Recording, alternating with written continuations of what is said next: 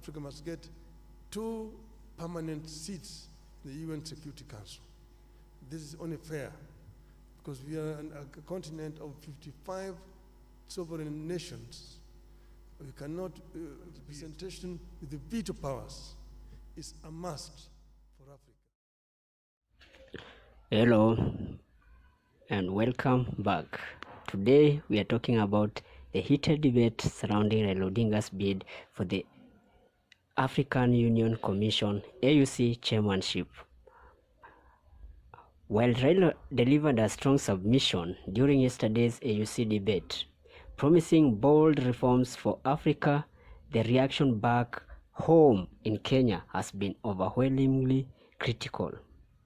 Many Kenyans have flooded social media to reject his bid, with a significant number even backing Djibouti's candidate instead. However, here is also a good number who praised Raila's powerful speech and his vision for Africa. Let's dive into the details. During the AUC debate, Raila Odinga outlined an ambitious agenda for Africa, highlighting 5 key agendas in his proposal. One key agenda was the UN Security Council representation. The second one was silencing the guns. The third, boosting trade. Fourth, AU funding. And fifth, women and youth category. You can watch the video embedded thereafter to listen for his full proposal. The other one is the issue of Africa's representation on the Security Council. This is something that's been long overdue. As you know, that the UN was formed at a time when most parts of Africa were colonies. And that's why the UN structure as today does not deal with the realities of the world today. And the situation where you have 5 countries sitting in the Security Council with veto powers, and Africa is not represented, a continent with 1.4 billion people, is not tenable and it's not accessible.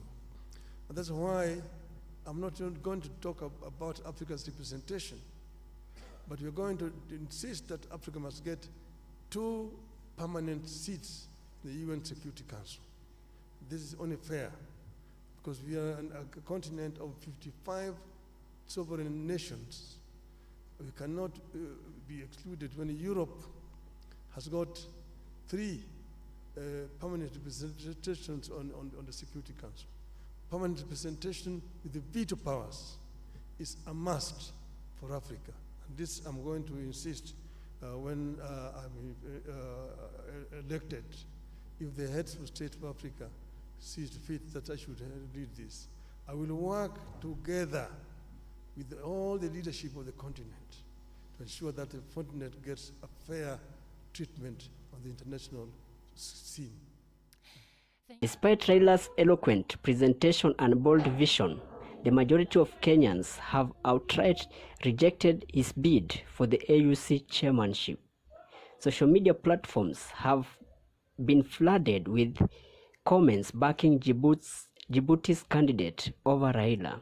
The criticism largely stems from his recent political actions in Kenya. Many Kenyans, especially the Gen Z demographic, feel betrayed by Raila's perceived alliance with President William Ruto. They accuse him of capitalizing on the Gen Z-led protests earlier this year to secure cabinet seats for his allies in Ruto's government.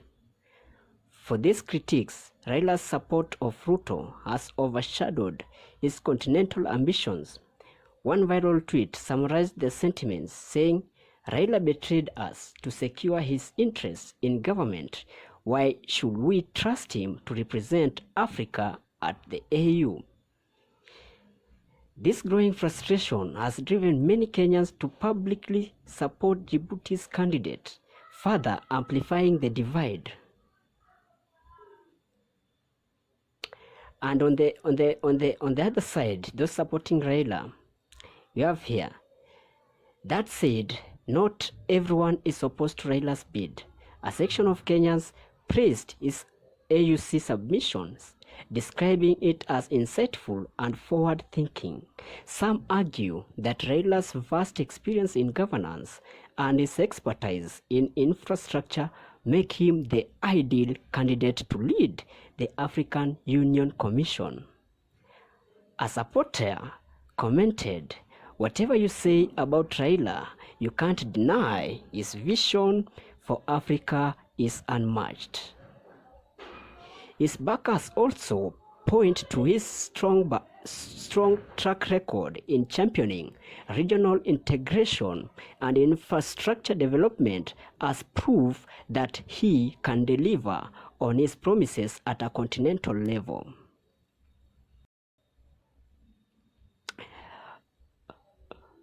The divide in Kenyan